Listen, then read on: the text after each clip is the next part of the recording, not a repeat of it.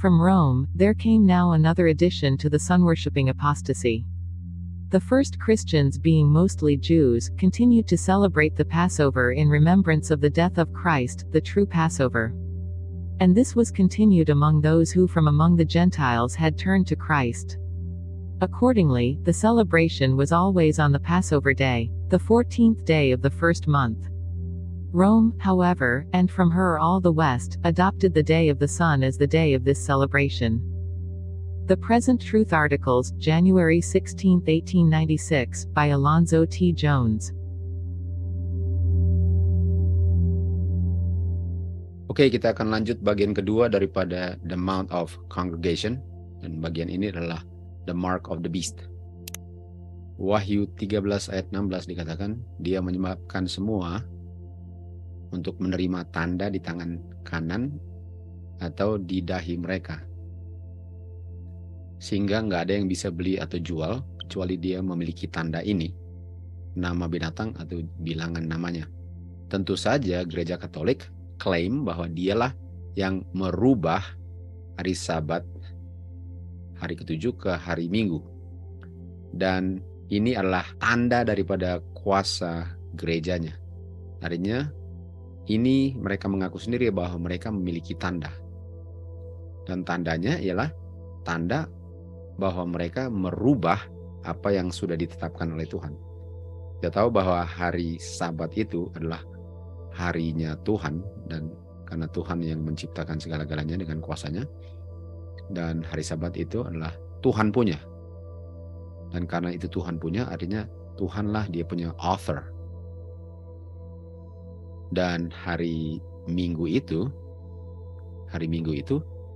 dia punya author adalah gereja Katolik ini. Dan mereka bilang sendiri bahwa inilah tanda daripada author, otoritas daripada hal-hal keagamaan daripada gereja Katolik. Jadi kita sudah tahu bahwa dia merubah dia punya hari, dia merubah dia punya hari-hari feast, artinya dia adalah author. Dan kita sembah Tuhan, tandanya adalah hari ketujuh. Tuhanlah yang menciptakan, Tuhanlah author daripada segalanya yang diciptakan. Dan untuk menjadi author, itulah alasan kenapa kita sembah Tuhan, karena dia adalah author. Jadi untuk sembah the beast ialah untuk sembah yang author daripada hari Minggu ini. Di bagian berikut Catholic Record 1923 dibilang, hari Minggu adalah kita punya tanda authority. Jadi merekalah yang mulai, bukan dari Tuhan. Merekalah yang mulai itu, authornya. Pertanyaan berikut, katakan, dari mana buktinya bahwa gereja ada kuasa untuk memerintahkan feast dengan holy days? Jadi ini ditanya, dari mana kamu ada kuasa untuk memerintahkan orang untuk melakukan itu, feast dengan holy days? Jawabannya, dengan merubah hari Sabat ke hari Minggu, yang mana orang-orang Protestan mengizinkannya, kan? Dan dengan memelihara hari Minggu, itulah buktinya bahwa mereka ada otoritas atau kuasa untuk memerintahkan feast. Artinya bukan hanya hari ketujuh yang kita tahu adalah feast, mereka pun bikin feast yang lain, holidays yang kita tahu. Tadi kita lihat Christmas dengan Easter, kan?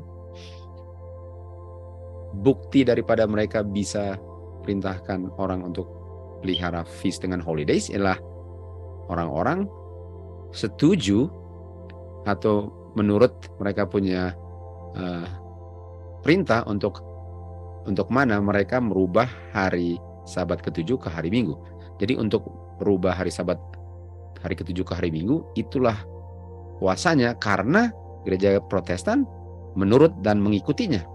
Dan oleh sebab itu kuasa itu pun digunakan untuk command feast dengan holidays.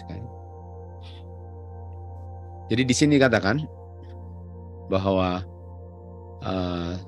sudah commonly held atau sudah diketahui sebagai satu pemeliharaan atau satu hal yang kita bisa terima sebagai kenyataan bahwa katanya God itu, Tuhan, memberikan kepada gereja kuasa untuk menyingkirkan atau sanctify hari apapun atau hari-hari apapun sesuai dengan yang dia tetapkan, mana yang dia suka untuk tetapkan sebagai hari yang kudus. Jadi katanya gereja itu diberikan kuasa dari Tuhan untuk pilih hari apa saja yang kamu mau. Dan gereja katanya pilih hari Minggu. Dan juga dalam waktu tertentu mereka pun tambahkan hari-hari lain kayak hari feast atau hari-hari holy days. Jadi mereka bilang bahwa mereka lah author-nya daripada perubahan ini. Kita tahu awalnya di Yesaya 14, karena di Yesaya 14 setanlah yang author daripada semua ini. Dialah yang mau merubah. Dan sekarang perubahannya kita bisa lihat di dunia melalui dia punya agen, yaitu dia punya gereja. Jadi kalau kita lihat gambar di sini, ini gereja Seventh-day Adventist ya. Ini organisasi Seventh-day Adventist, sorry. Nah, ini katakan apa? Welcome to Easter Online. Easter Online. Jadi organisasi Advent, mereka bilang welcome to Easter. Kita tahu Easter itu Ishtar.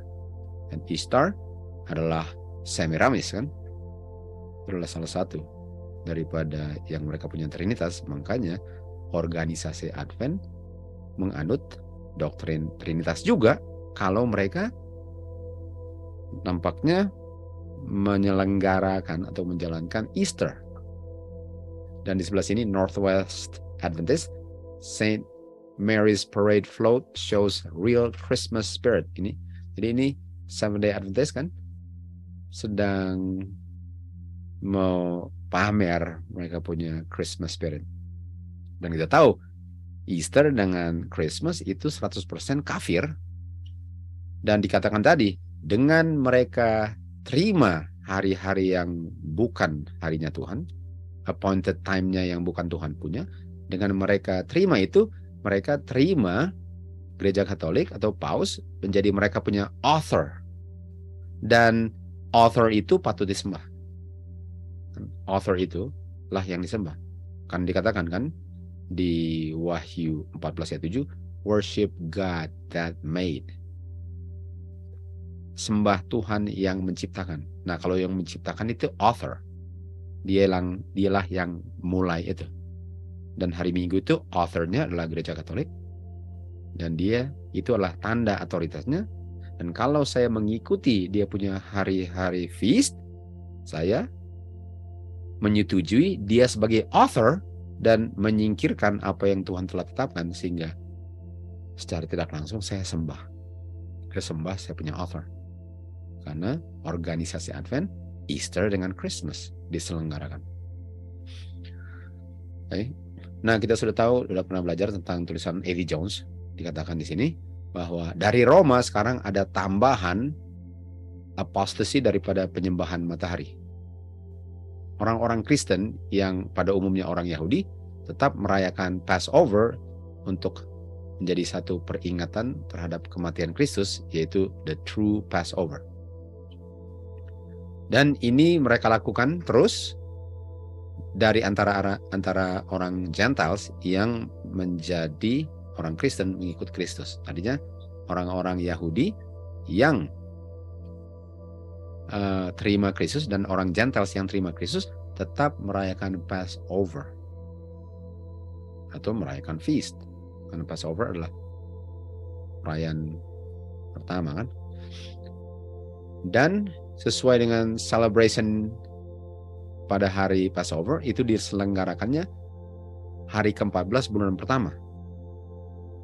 Roma mengadopsi hari matahari sebagai perayaan hari ini. Artinya hari Passover yang terjadinya bulan pertama hari ke-14 diadopsi Roma, dan dia merayakan juga katanya Passover-nya, tapi tentu saja waktunya berbeda kan, karena change times and laws kan.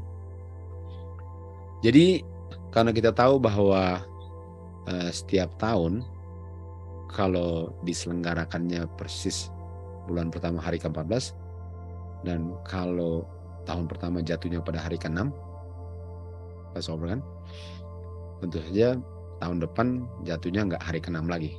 Jadi berubah-ubah setiap tahun. Jadi dia punya policy daripada Roma ialah mereka merayakan mereka punya Passover selalu harus jatuhnya pada hari Minggu. Sementara Tuhan punya true Passover setiap tahun berubah-ubah, lalu dia kembali lagi siklusnya setelah 7 tahun berakhir. Dan mereka selalu pilihnya hari Minggu terdekat daripada bulan pertama. Mereka pilihnya hari Minggu terdekat daripada bulan pertama, oke? Daripada hari ke-14. Jadi hari Minggu terdekat bulan pertama hari ke-14, oke? Dan seandainya hari Passover-nya jatuhnya pada hari Minggu, jadi bulan pertama hari ke-14 jatuhnya pada hari Minggu, mereka nggak mau rayakan pada hari Minggu yang bersamaan pada tanggal 14, mereka geser ke minggu depannya supaya nggak sama dengan harinya Tuhan. Jadi sudah bisa lihat bahwa mereka benar-benar mau merubah, think to change times and laws. Jadi Tuhan ada dia punya feast dan setan pun meniru dia punya feast. Jadi nggak bisa untuk bilang bahwa Tuhan sudah tidak akan feast. Karena kalau Tuhan sudah tidak akan feast, kenapa dia mau tiru feastnya kalau feastnya sudah ditiadakan, kan? Alasan daripada ini ialah mereka mau menyerupai orang-orang kafir. Dan mereka nggak mau sama dengan orang-orang Yahudi. Dan untuk mereka kasih senang orang-orang yang benci orang Yahudi, mereka lakukan hal ini. Jadi orang-orang yang benci Yahudi, walaupun mereka bisa lihat bahwa dia punya perayaan-perayaan itu perlu dilakukan, tapi karena dilakukannya sama dengan orang Yahudi, mereka ini bisa merayakannya dan enggak rayakannya pada sama waktu dengan orang Yahudi, sehingga mereka masih bisa rayakannya katanya. Yang penting beda dari orang Yahudi. Jadi inilah dia punya spirit daripada I want to be like Most High, tapi saya nggak mau 100% sama karena saya mau disembah sendiri, nggak sama dengan yang Most High. Ini dia punya Mount of Congregation, di mana semua ada tiruannya tapi dirubah waktu dan hari untuk merayakannya. Feast dengan hari Sabat. Jadi Passover ini kita sudah tahu, sudah belajar di bagian pertama bahwa mereka itu harus sigh and cry. Di Yesaya 9 dikatakan mereka harus berkeluh kesah terhadap kekejian, dan kekejian adalah salah satu hari Minggu, sembah matahari, dan kekejian lain adalah weeping for Tammuz. Weeping for Tammuz itu sama dengan Christmas, sama dengan dia punya Easter, dan umat Tuhan yang mau menerima meterai Tuhan harus sedih terhadap kekejian ini yang terjadi dalam gereja. Karena malaikat itu akan pass over, malaikat itu enggak akan membantai mereka yang sedang berkeluh kesah terhadap kekejian yang terjadi dalam gereja. Di mana mereka mengaku pengikut Tuhan Yesus, tapi mereka merayakan hari-hari yang enggak sesuai dengan yang diperintahkan Tuhan. Yaitu mereka bilang, oh kita enggak rayakan feast lagi, tapi mereka merayakan Christmas dan mereka merayakan Easter. Tapi dibilang bahwa feast-nya sudah dipakukan ke kayu salib. Jadi benar-benar nggak masuk akal. Oke, 1 Raja-Raja 12 ayat 8 kita tahu ada Raja Jeroboam dan dia membuat 2 lembu emas. Oke, kita tahu lembu emas sama dengan di Sinai, tapi ini Jeroboam. Dan dia bilang, inilah kamu punya gods, oh Israel, yang bawa kamu keluar dari Mesir. Satu dia bangun di Bethel dan satunya dia bangun di Dan. Dan semua orang ini datang dan worship. Mereka datang worship. Mereka worship itu 2 lembu emas yang didirikan oleh Jeroboam. Kita tahu Jeroboam adalah raja pertama sebelah utara setelah kerajaan Israel terbagi 2 gara-gara kemurtatan Solomon, kan? Dan dia buatnya di sebelah utara. Kita tahu di sebelah selatan adalah Rehoboam. Tapi di sebelah utara hambanya daripada Solomon namanya Jeroboam. Dia membuat 2 lembu emas. Dan mereka sembah itu lembu emas. Dan kita bisa lihat bahwa Jeroboam ini ordain buat feast. Dia membuat feast. Jadi waktu mereka sembah lembu emas, mereka sembah lembu emas dalam perayaan feast pada bulan ke-8, hari ke-15. Jadi mereka punya feast ini untuk sembah adalah bulan ke-8, hari ke-15. Nah, kalau kita lihat daripada feast di Imamat 23, ada feast yang bulan ke-7, hari ke-15. Dan itu adalah Feast of Tabernacle kan. Jadi kita bisa lihat waktu Jeroboam membuat dia punya feast di bulan ke-8, dia rubah waktunya. Think to change times kan, dari bulan ke-7 dia rubah ke bulan ke-8, dia punya Feast of Tabernacle. Sementara Feast of Tabernacle itu bulan ke-7, hari ke-15. Jadi dia rubah. Dan apa yang terjadi waktu dirubah? Mereka sembah lembu emas dan bilang, inilah kamu punya gods yang bawa kamu keluar dari Mesir. Jadi untuk saya merayakan feast yang berbeda dari harinya Tuhan, itu sama dengan sembah 2 lembu emasnya Jeroboam. Sama, prinsipnya sama. Itu sama dengan saya merayakan, mau merayakan Tuhan punya feast, tapi di hari atau waktu yang ditetapkan oleh musuhnya Tuhan. Saya sudah mengikuti yang dan dibilang di Daniel 7:25, he shall think to change times and laws. Dengan saya merayakan dia punya feast, Christmas, dia punya Easter, dan apa saja yang lain. Saya sudah sembah authority yang membuat adanya feast-feast yang nggak sesuai dengan Tuhan punya.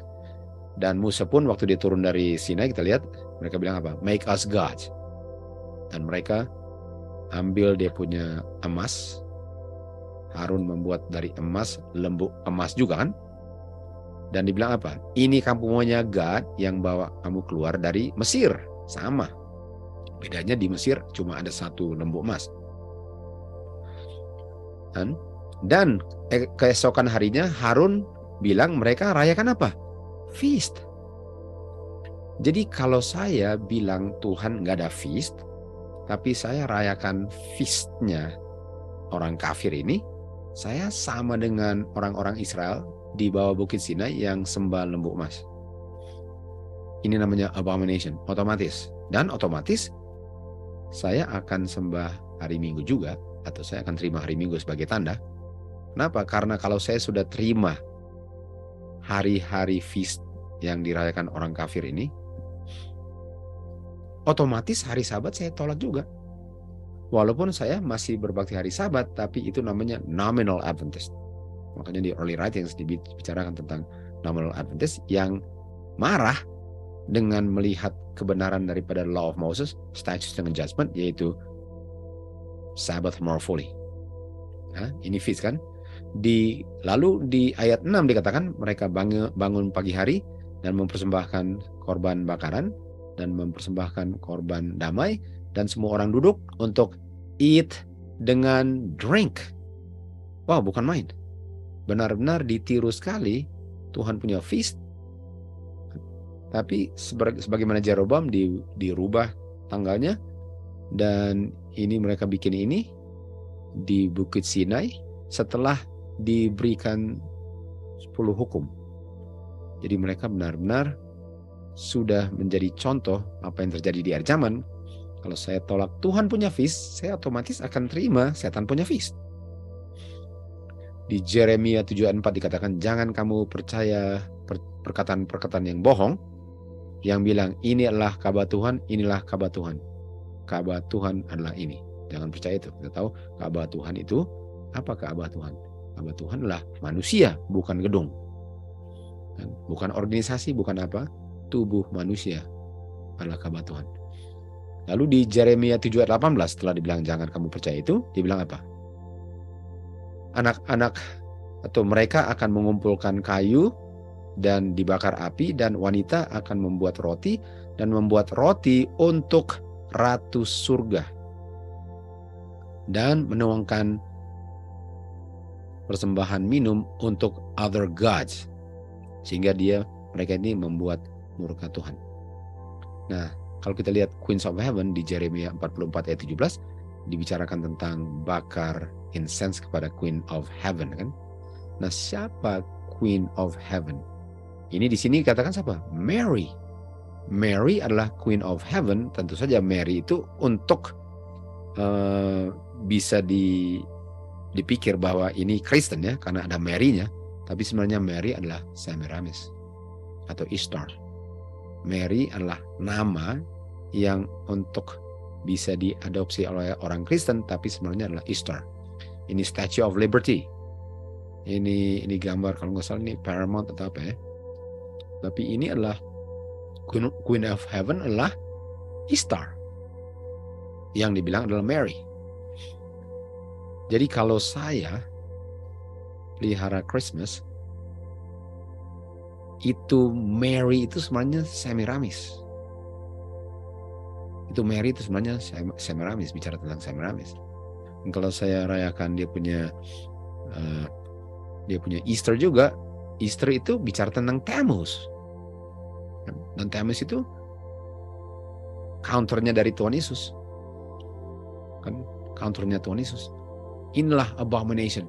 Banyak orang nggak tahu dengan innocent, tapi sudah ada firman Tuhan, sudah ditunjukkan dengan jelas. Kalau nggak tahu nggak ada alasan lagi kan.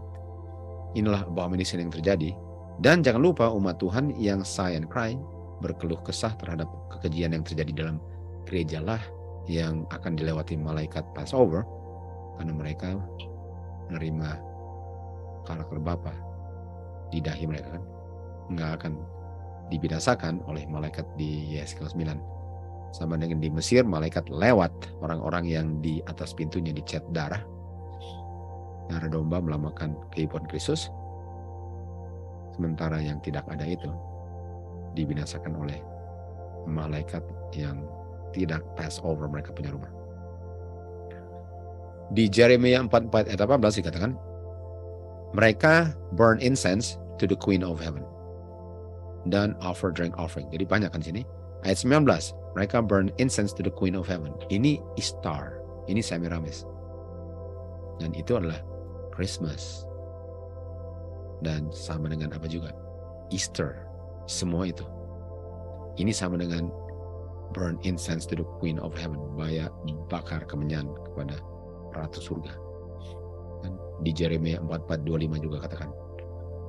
Kita lihat di Great Controversy di sini.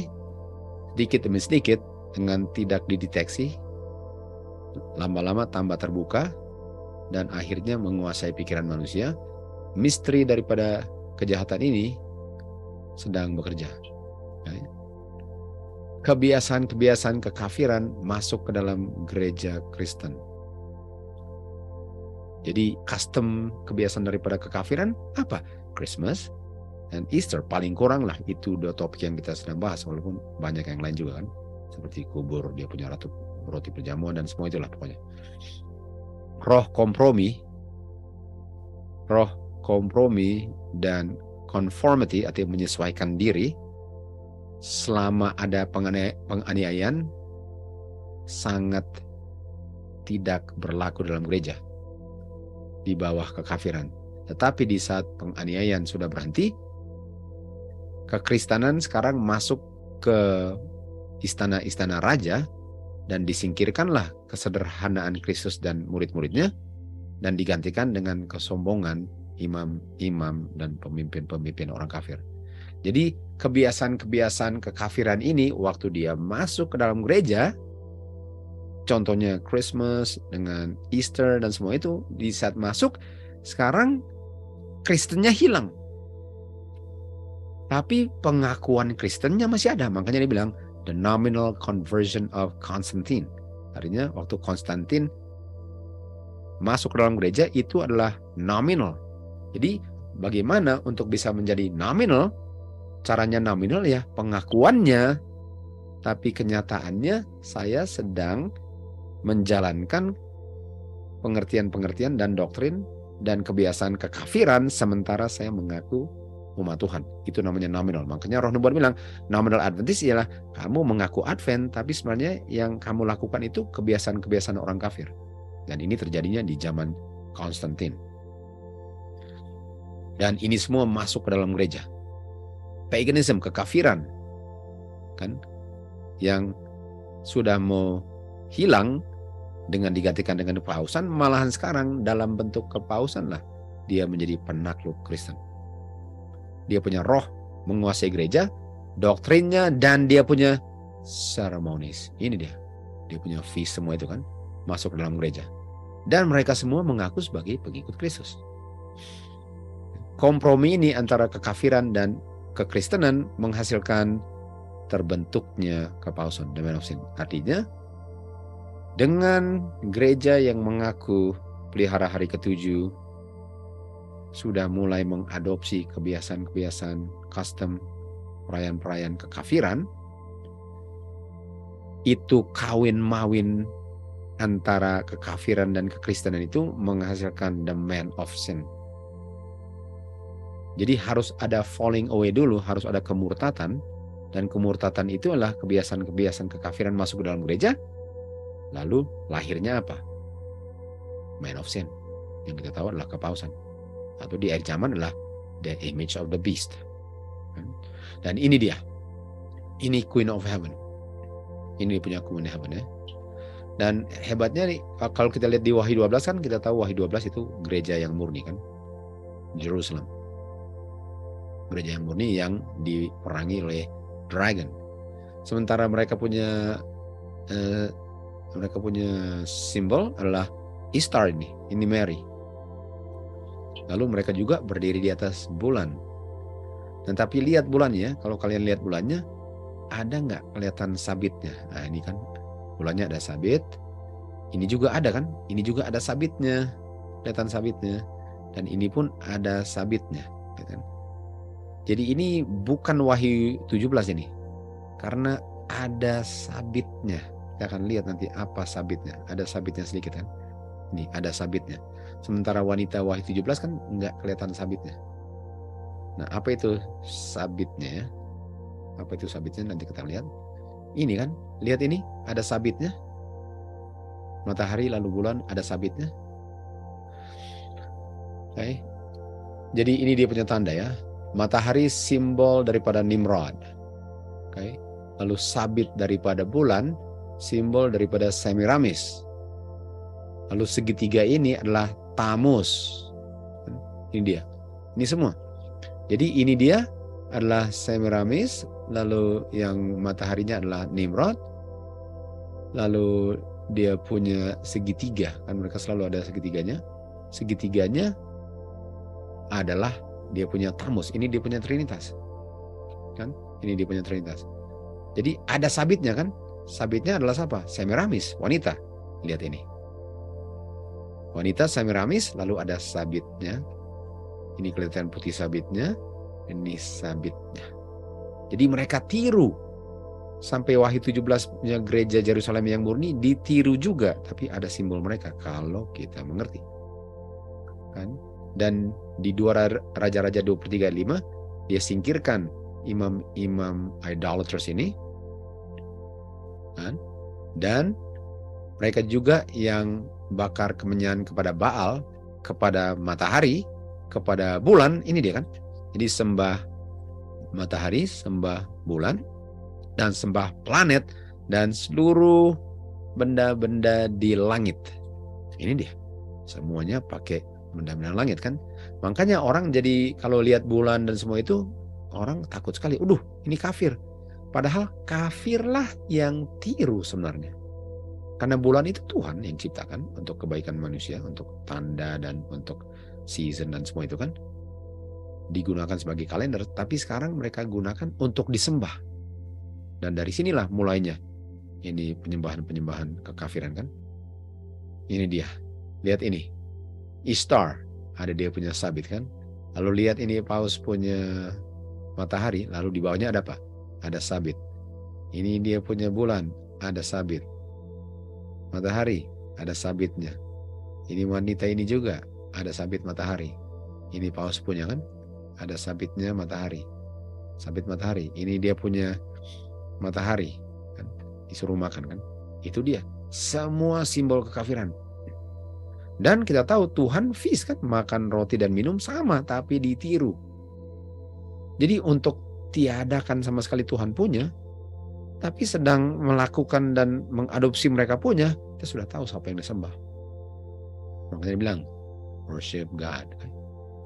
Nah, di sini di Roma 1:25 dikatakan, dia merubah kebenaran Tuhan menjadi bohong. Kebenaran Tuhan menjadi bohong, artinya dia putar balikan kan. Hari Sabat ke hari Minggu, dan dia punya feast days pun dirubah. Kelahiran Tuhan Yesus dibuat-buat dan dirayakan dan dibilang itu Mary, sehingga mereka worship creature, bulan, matahari, bintang, apa saja kan, mereka worship creature lebih daripada Tuhan penciptanya. Jadi ini adalah Mount of Congregation. Mount of Congregation sekedar menunjukkan bahwa di dunia ini ada dua rel kereta api, satu yang benar, satu yang salah, dan dua rel kereta api itu nggak pernah akan ketemu. Dan kalau saya pikir saya sedang di rel yang benar, kan, saya harus lihat baik-baik apakah memang ini Tuhan punya atau enggak. Dan hanya yang belajarlah yang tahu apakah ini memang Tuhan punya atau enggak. Ada yang orang bilang pokoknya kalau matahari bulan enggak mau kayak. Padahal Tuhan pakai bulan dan matahari, tapi bukan sebagaimana orang kafir menggunakannya. Karena setan meniru. Aslinya baik, tiruannya enggak baik. Orang takut yang aslinya karena lihat tiruannya. Padahal tiruannya itu menunjukkan bahwa ada aslinya, karena setan selalu mau meniru.